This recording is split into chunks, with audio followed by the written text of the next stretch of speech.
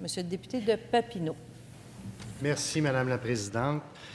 Écoutez, moi, ça ne me fait pas extrêmement plaisir d'être ici aujourd'hui pour commenter un projet de loi qui, selon moi et selon plusieurs intervenants, n'a pas sa place, pendant qu'il s'est perdu, Madame la Présidente, dans les derniers mois, au Québec, plus de 30 000 emplois, que les entreprises quittent le Québec, que les mines attendent de développer le Québec et de créer des emplois, qu'il y a un ralentissement au niveau des chantiers de construction, au niveau de la création d'emplois.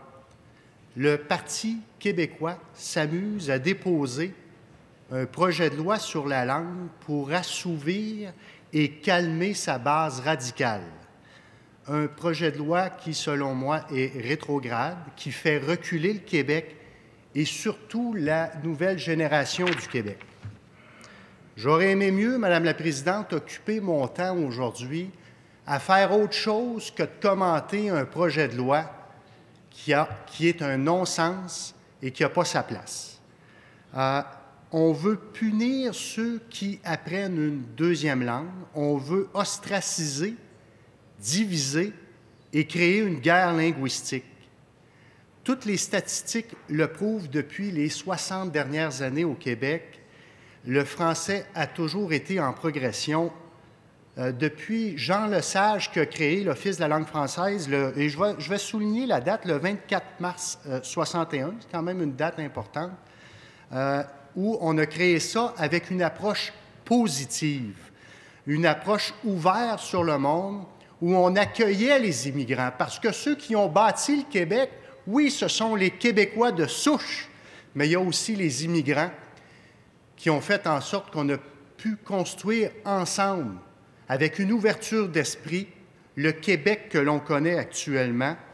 Et je vais vous nommer un exemple, Madame la Présidente. Je pourrais en nommer plusieurs, mais je nomme toujours celui-là. C'est un exemple qui est proche de moi. Mon père, quand il est arrivé, après la Deuxième Guerre mondiale, il est arrivé d'Italie, il ne parlait pas un mot français, pas un mot anglais. Imaginez-vous, là, arrivé aux douanes, le fonctionnaire à l'immigration, il faut qu'il fasse affaire avec quelqu'un qui parle ni français ni anglais. Où les arrivants sont arrivés sous la base de leurs compétences. Bien, mon père, il s'est organisé pour apprendre le français, puis il s'est assuré non seulement d'apprendre le français, mais il s'est assuré que ses enfants apprennent le français. C'est comme ça qu'on a construit le Québec, en incitant les gens, les immigrants, les arrivants à parler le français. Pas en envoyant des enquêteurs, pas en envoyant des polices sur la langue, en incitant les gens à parler et travailler en français, comme mon père l'a fait et comme ses enfants le font actuellement, avec une approche positive. Que fait le projet de loi 14 actuellement? Ce qu'il nous propose, il favorise la coercition plutôt que l'accompagnement. Il enlève des droits sans justification. Il augmente le fardeau de nos entreprises. Non seulement il remet en cause l'approche incitative dont je viens de vous parler, que nous devons adopter en matière linguistique, mais il va à l'encontre de la Charte des droits et libertés.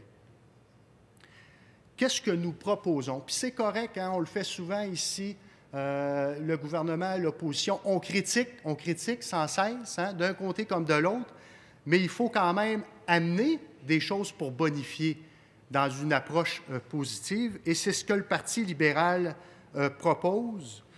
Accentuer la promotion de la qualité du français dans les écoles primaires. Évidemment, nous croyons que le temps est venu de faire un bilan sur le plan d'action pour améliorer le français à l'enseignement primaire et secondaire adopté en 2008 et prendre les actions nécessaires. Intensifier l'usage du français au travail. Nous devons agir en collaboration avec les entreprises, les chambres de commerce, les associations sectorielles, les syndicats, afin d'étendre l'usage du français dans les milieux de travail et dans les commerces. Nous devons faciliter la francisation des immigrants Nous devons promouvoir la qualité du français et la quantité du français qui est utilisé dans tout ce qui est numérique. Je pense que nous sommes capables de faire ça. Promouvoir la qualité du français dès le bas âge. Et qu'est-ce que propose la CAQ, elle? On le voit, elle nous démontre clairement que leur chef est encore un péquiste dans l'âme. C'est correct, il a le droit à ses convictions. Il va appuyer le projet de loi 14 parce qu'il privilégie, puis ça c'est le principe de la CAQ, une approche coercitive qui va affecter grandement nos entreprises, une approche punissable, axée sur la punition, où on donne et on impose des amendes, en plus de retirer des droits et de remettre en cause la paix linguistique au Québec. Alors, évidemment, nous nous opposons donc fermement à la création d'une escouade d'enquêteurs reliés directement à la ministre, ou cette escouade-là d'enquêteurs qui vont enquêter sur les méchants qui parlent deux langues, qui vont être capables d'assigner des gens à témoigner, sous peine, imaginez-vous, d'outrage au tribunal. Donner des amendes salées à des petites PME qui vont exiger des postes bilingues.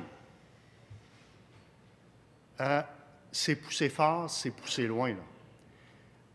On va s'opposer, et on s'oppose fermement aussi, Madame la Présidente, à créer un fardeau administratif et financier supplémentaire à nos petites PME, obliger une compagnie à compléter une montagne de formulaires parce qu'elle veut afficher un poste bilingue. Un boulanger, une boulangerie, un dépanneur, un petit commerce de plombier, un commerce d'électricien qui affiche un poste bilingue parce que ça peut donner qu'il y a un client qui parle un peu plus anglais. Il va devoir compléter une montagne de formulaires qui va occasionner des frais, possiblement engager une personne attitrée à remplir ces formulaires-là. Et là, on va créer une bureaucratie incroyable pour pouvoir afficher un poste bilingue dans une compagnie, alors que présentement, au Québec, les compagnies s'essoufflent par la lourdeur bureaucratique et là, on en crée le double.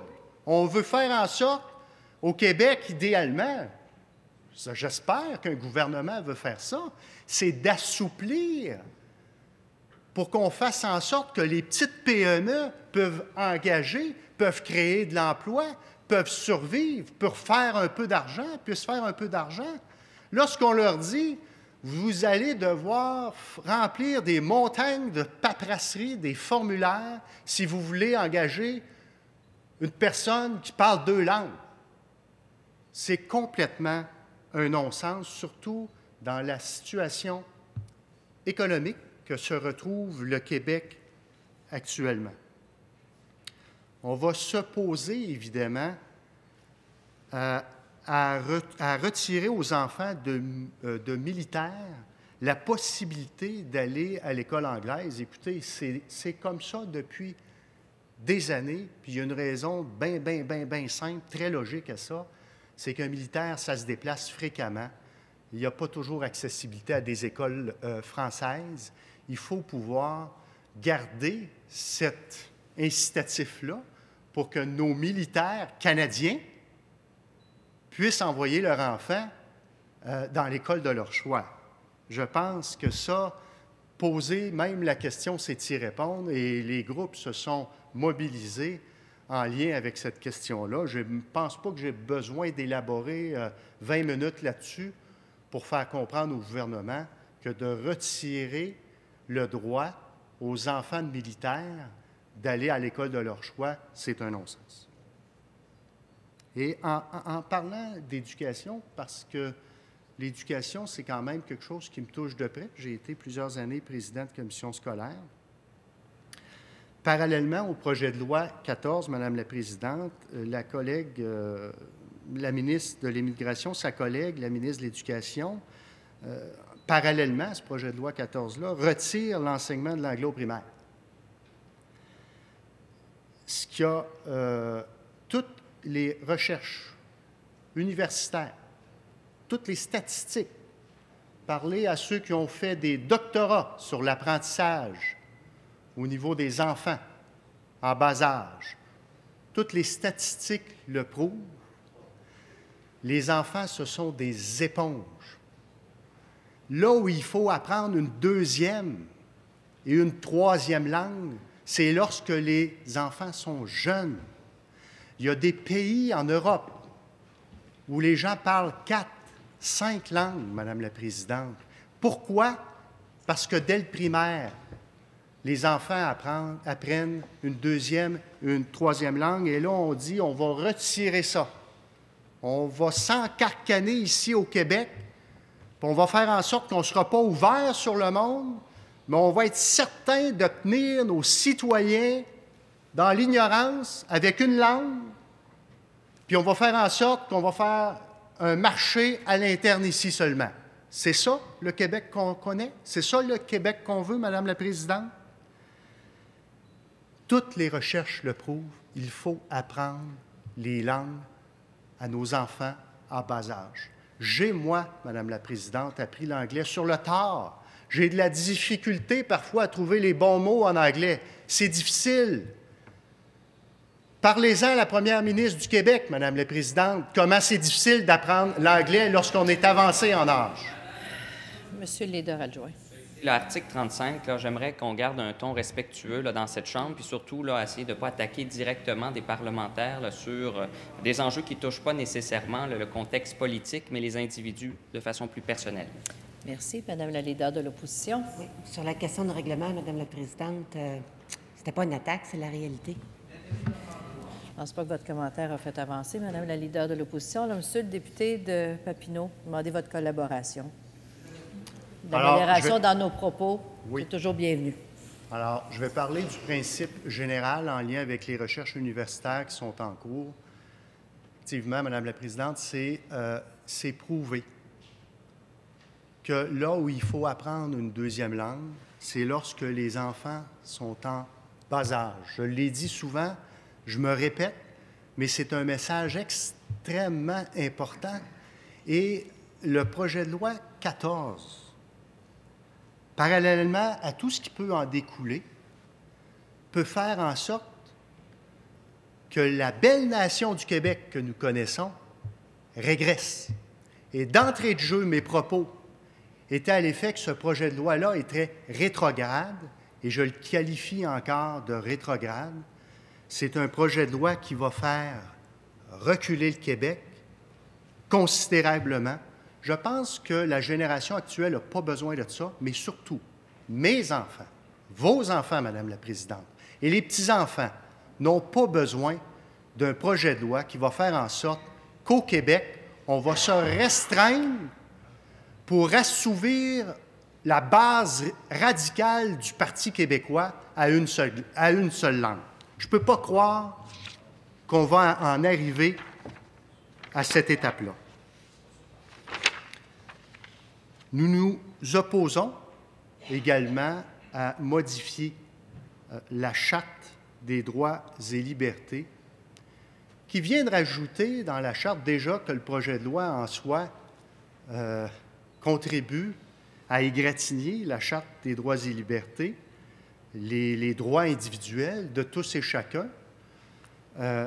Et on va rajouter « vivre » et « travailler en français ». Travailler en français, regardez, tout le monde s'entend là-dessus. Il faut inciter, hein, avec des mesures incitatives, à ce qu'on puisse travailler en français convenablement. Et lorsqu'il y a des postes bilingues qui sont exigés, bien, qu'on ne soit pas obligé de remplir une montagne de papasserie. Ça, on s'entend là-dessus. On s'entend sur notre côté de ça. Et de vivre. Vivre, qu'est-ce que ça veut dire? Des Portugais qui vont se promener au parc à Montréal, est-ce qu'ils vont recevoir une amende parce que ça leur tente de parler dans leur langue maternelle dans un lieu public? Est-ce que l'État doit s'ingérer dans la maison des citoyens, au parc, à l'aréna? Les Italiens, les Portugais, les Libanais, les Espagnols, Chinois vont pouvoir se promener au Québec et vivre dans leur langue maternelle lorsqu'ils le jugeront à propos. Ah, il s'est poussé loin, Madame la Présidente. Lorsqu'on exige à des immigrants, les immigrants qui ont, je vous le rappelle, et je l'ai mentionné tantôt, ont construit le Québec avec nous. Et l'apport des immigrants est très important au Québec.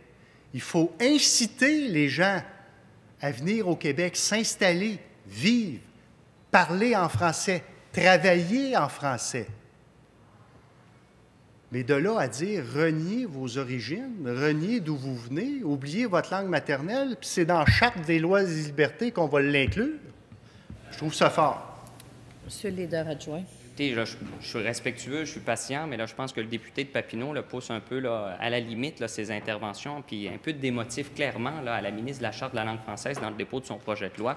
On n'a clairement pas l'intention d'empêcher les gens de discuter dans la langue dont ils veulent, mais on veut favoriser le droit de vivre en français au Québec. Je voudrais qu'il soit nuancé dans ses propos. Merci. Madame la leader de l'opposition. Oui, sur la question de règlement, Madame la Présidente, je comprends que peut-être que le député n'apprécie pas les propos de mon collègue, mais mon collègue est un parlementaire qui a le droit de s'exprimer et il n'a pas imputé de motif indigne à personne dans cette Chambre. Monsieur le député, il reste 1 minute à la fin de cette période de nos débats. Il vous reste du temps, mais il reste 1 minute. Je vous demanderai de poursuivre et qu'on puisse finir dans le calme. Alors, écoutez, je considère qu'il faut dénoncer fermement. Et je m'en voudrais, Madame la Présidente, de ne pas le faire. Parce que, ça me touche personnellement, parce que je suis né d'un père immigrant, mais ça touche beaucoup de gens, des millions de gens au Québec, immigrants, qui sont arrivés par bateau, par avion, dans toutes les années, depuis d'innombrables années qui ont construit le Québec. Et on ne peut pas laisser passer un projet de loi sans s'opposer fermement à ce qui est écrit. Et je n'invente pas les mots sont là. Alors, Madame la Présidente, je vais y revenir. Merci, Monsieur le député.